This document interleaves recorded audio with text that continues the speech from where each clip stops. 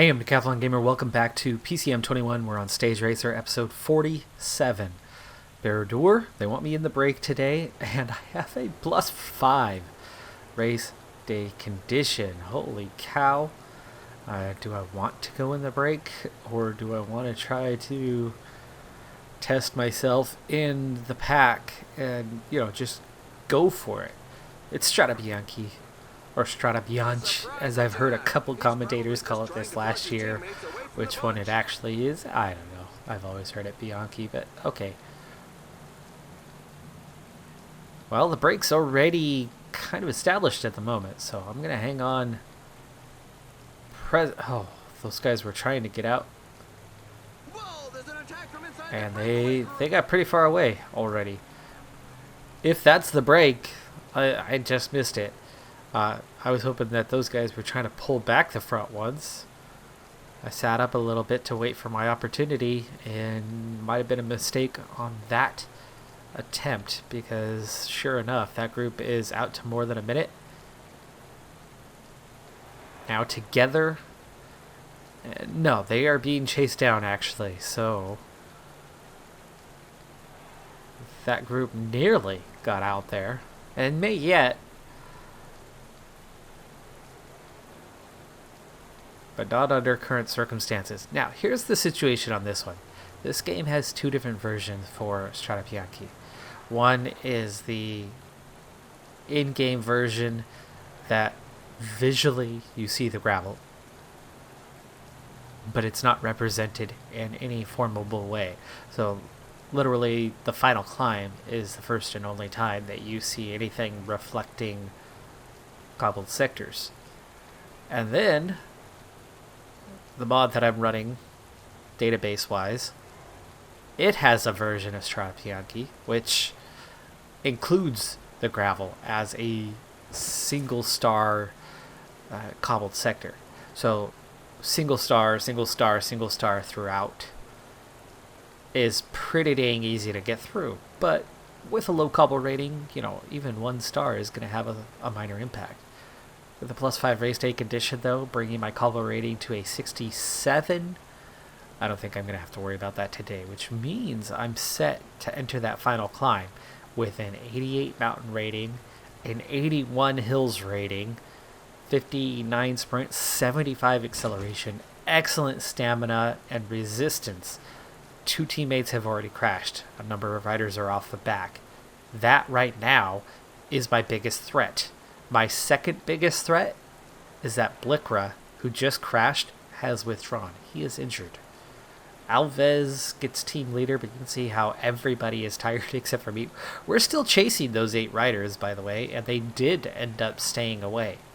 But we've kept up a high tempo. So even though they did get far enough away to establish their break, you see they're already splitting off as one rider has been dropped from that group and is coming back towards the Peloton, and there's 5 riders off the back, which of course they got off the back because of crashes, but they're not catching back up. You see just trying to get water. Powers is struggling. Now the reason why I worry about Blikra, again, is I have no teammates. I have very, very few total teammates for this squad this year. So injuries could absolutely derail some of the plans for the season. Regardless, I have the races that I'm scheduled for, and we'll go, but I could be going alone numerous times. Alright, you can see that 75 is starting to struggle a little bit, but I'm not going to increase it by much at all. I have no desire to waste energy when we still have more than half this race to go. We've just gone inside 100 kilometers. At the moment, the Peloton splits, but it's back together. A little bit of yo-yoing happening, but there are riders absolutely getting dropped. Caruso withdraws. Still no water. It's Camargo who's trying to get it right now. Alves still seen as leader, but the rest of the team is completely at the end of their ropes. Camargo gave up on... Oh no, I got the water. Okay. Task was finished, but Camargo, Garrison about to be dropped. Jones, Powers already dropped. Under 100 now in the Peloton, and those front guys Gap's coming down a little bit. But again, they've had to push pretty dang hard to keep the tempo that they have. Alves has recovered. He and I are looking good. Nobody else is with the team. And considering he's the actual leader on the day and he's the only other one with energy, I will never face a scenario where I'm going to have support today. We're totally on our own. Good thing I have an excellent race day condition. I am on a fitness peak. The fitness peak started about a week and a half ago. And I believe this is our first race since the fitness peak began. We have a handful of races just ahead of us that we'll be able to benefit from. 40 now in the Peloton. Also, 54K to go. I think it's time that I start putting foot down a little bit and make sure we hold a near front position. Especially with now a thinning Peloton. Less than half the size it was just a little bit ago. Gap to the front 7 is under 2 minutes now. 3 more riders off the back. There's a growing number of riders left behind. The riders are in a portion above 10%. A little more acceleration here. I'm slipping back, but not much. This is arguably the hardest area of Strade Bianche, this area we're going through right now. The undulation with the gravel, 2 big long gravel sections with plenty of undulation. This is where a lot of the attacks begin, and we are now down to 32 riders. I'm also back into the middle part of the Peloton, so it's time to speed back up. But you can see Alves just took a bit of a beating through all of that. Down to 28 riders, and a lot of fatigue in riders that are still here. Alves down. He's in a crash. Only 2 guys are involved in that. There's still 26 here. So Alves touches wheels with one other guy. They both go down, and that is it. Okay. Swift, Van Barl, and Van Gessel trying to attack. Okay, this is time to start making sure that we cover off efforts. But I'm not the one to chase things down. I'm literally riding solo. Other teams have firepower, have favorites. It's up to them. 4 at the front now as they catch one of the breakaway riders who has dropped. We're only 16 seconds behind though. 34K to go. I'm very much near the back at the moment. Go ahead and get water. There you go. A little climb right here will be easy for me to get back in position if they don't go too fast and leave me behind, that is. 26, it's back together here, and we're chasing 6. One last rider, Craig Anderson, trying to attack. No, that's from the break. 27K to go. Another big acceleration by a group here, looking to get off the front. This is kind of a, not full gas, but it's pretty dang close to it. Okay, we sit up. Now I think, yeah, that's all breakaway riders off the front. Not attacking, okay. Just going to the lead. And I'm back in my position at the front. That's good. Okay, last 3 gravel sectors. And under 24K now. Speed it back up a little bit. There's the next acceleration. It's an attack. Apparently I can't follow that, but I can follow Hershey. Or be totally ignored by the game.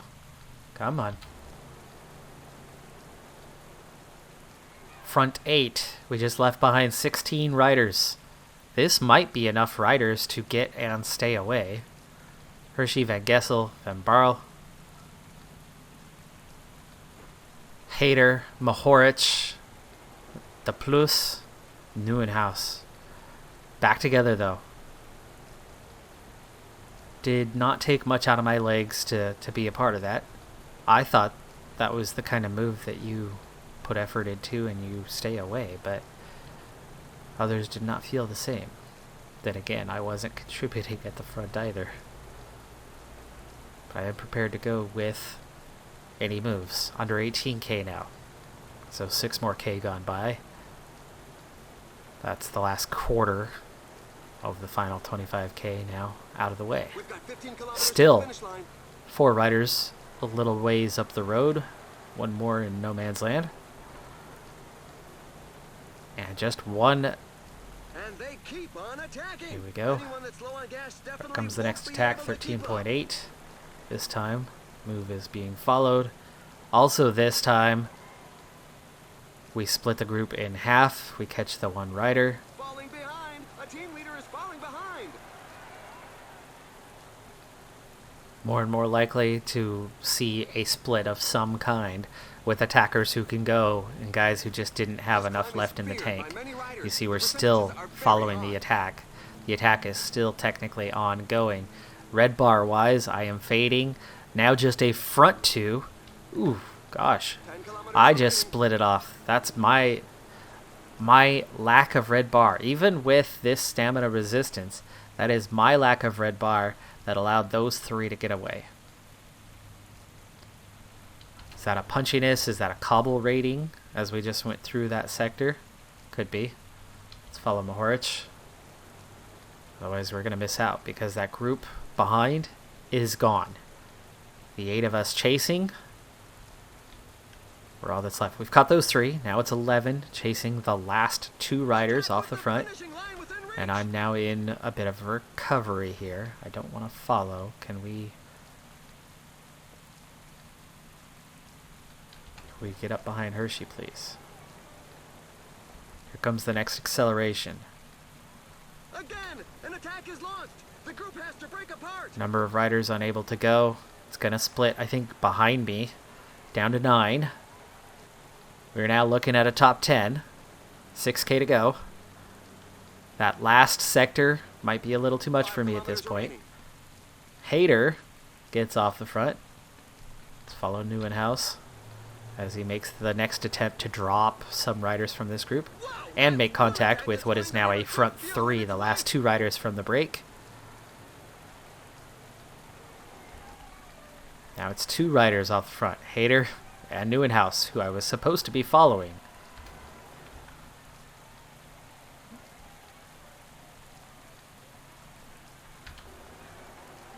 Couldn't follow Hershey because he sat up there for a moment. 2.7k. We'll gel up. And we are absolutely looking primed for a top 10. There's 2 amongst the 10 of us that are breakaway riders who probably don't have enough energy left to compete. I, on the other hand, look good for that part. Going 85 right now. Okay, these guys are all in attack mode, and we've got to get through this cobbled sector first, and then we will attack. Emerge through the group, working my way through. This should be a top 5 or 6. Hader crosses the line first. Neuenhaus, Hershey, those 3 always tough to catch. I'll be 6th place, just missing a top 5. But considering the profile, the more difficult, the 1-star, yes, but relentless gravel. And then that cobbled sector right at the end is always one that just destroys me because it's a proper cobbled section on a hill that, for a non-cobble guy, that just wipes you out super fast. We had a decent amount of energy left, and I worked that pretty well. I mean, you know, looking at just a little bit of yellow bar and that red bar coming right down to the end, I would have been able to sprint maybe 5 meters sooner. Otherwise, I would have run out of red bar before the finish and been fading. So, timing-wise, I think that was just about right. And even going 5 meters sooner, I don't think is going to be enough to get the 1 bike length I needed to catch either Champeson or Van Gessel. Even 1.5, I think, to Champeson, 1 to Van Gessel. I might have gotten half a bike length, but not more than that. And of course, any more than 5 meters sooner, we would have been losing ground. So, solid top 10. I'll take it. It's a good day. don't think it could have been much more, especially with 0 team support on the day. Everybody else around me were all team leaders. Alright, so it's stage 1, Tirreno Adriatico. Luckily, I'm the first off the line, because I can already tell you I'm going to go max. I'm doing my full 25 seconds on the front, and I want to see how well these guys can keep up with my pace, because I know I can go long term. Right now I'm set to an 80. 80 is going just a little bit hard for me, and they are just keeping up. But that, actually, it's not even that hard for me. I can definitely stick to this. What I don't want is the rest of these guys ruin this. Alves, no problem. He can go. Let's try to set him. It's not giving me full control of the rest of the team. In fact, I'm not getting anybody else besides Alves. Alves is the only other guy I have control of. No, it's just not actually giving me control. I'm just next to them, and I can communicate with them when I'm next to them. Can I set their time down to nothing at least?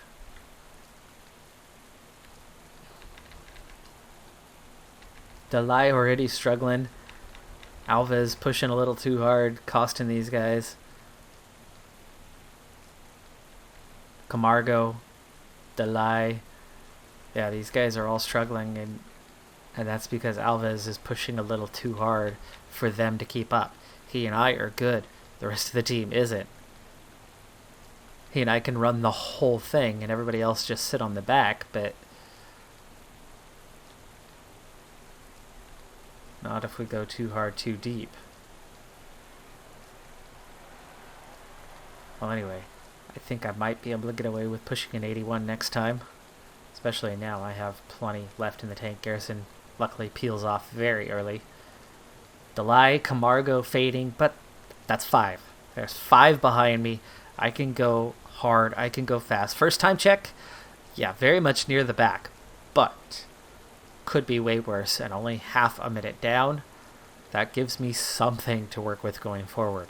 Remember, there are 2 okay time trialists. Well, okay, a good one in myself, and then Alves, who's okay. Beyond that, the team, totally incapable, really struggling, and I will make an even harder push next time, knowing that we are approaching the finish, and we've actually kind of just about recovered on this. Alves, this time around, peels off very fast, and I'll be finishing us off now all the way to the finish line. Last 2K.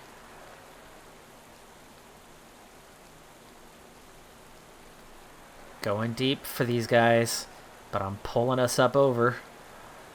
They're fading, but I'm pulling us across the line. There you go. Moved us up the order a little bit towards the end. It's still near the bottom, and it's still a minute and a half behind Ineos. I'm going to have a lot of work cut out ahead of me. That was about as hard as we can get away with to get the team across the line, and that's my constant problem. Team time trials are a disaster for this group, because outside of Alves and I, the rest of the team is pretty dang bad. There's 1 or 2 that are tolerable, and the rest are quite atrocious in the time trial. You need 5 across the line. I could go much faster. Clearly, I had a ton left in the tank. I mean, I was in cruise mode, and I went as hard and as long as I could without dropping my teammates.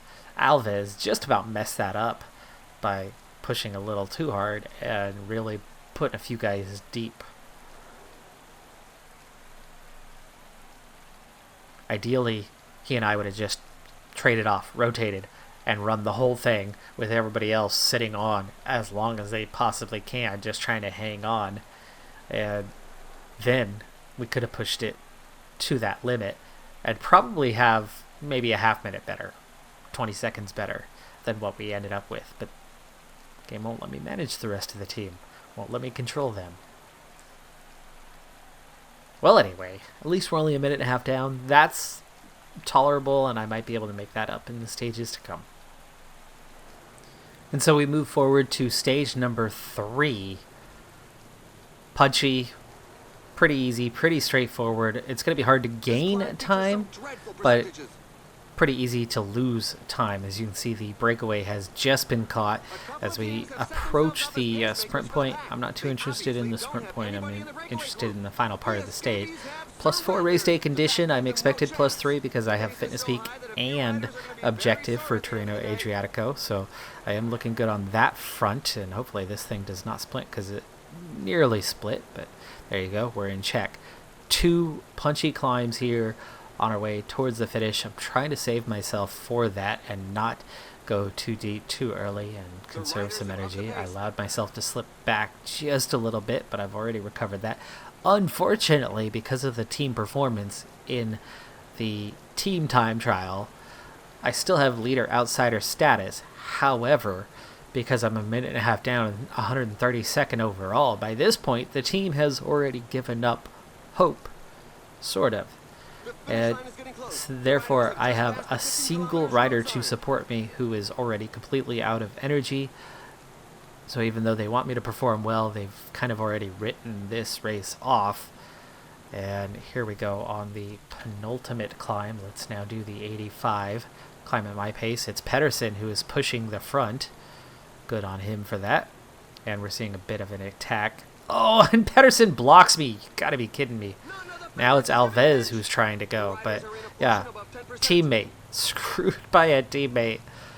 That figures. That figures. Okay, so right now there's 5 riders that have gone clear just ahead of me. They continue to push on, and I think we hit the same climb in just a second. It looks like it.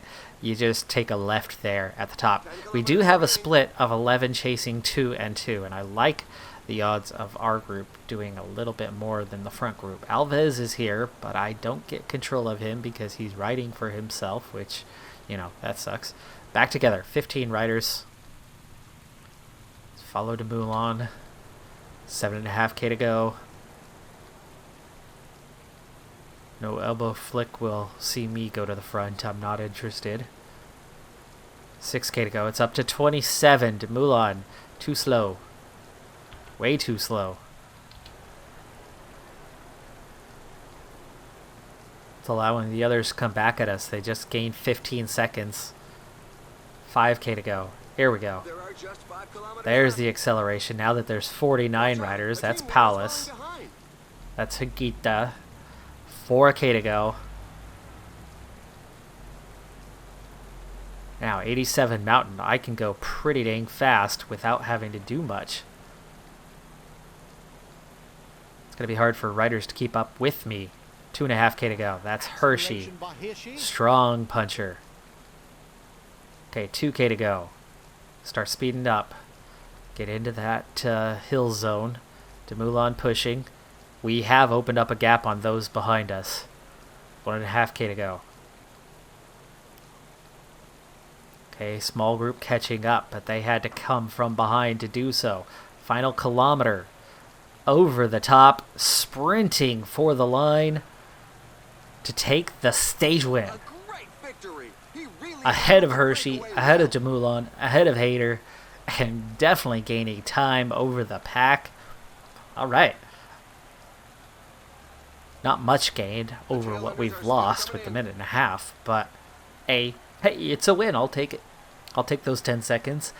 I'll take that 20 seconds or so over the chasing group. That's a half minute. Coming back right there. On the punchy stage, when I'm definitely better in the mountains. And there is a time trial, and there is a mountain stage to come. That is going to do it for this episode, though. I know we're still going to be down the order quite a bit, but we'll be moving up a bit, so that's good. I'm Decathlon Gamer. Like, comment, subscribe, and I'll see you next time. Have a good one. Be safe out there. Bye for now.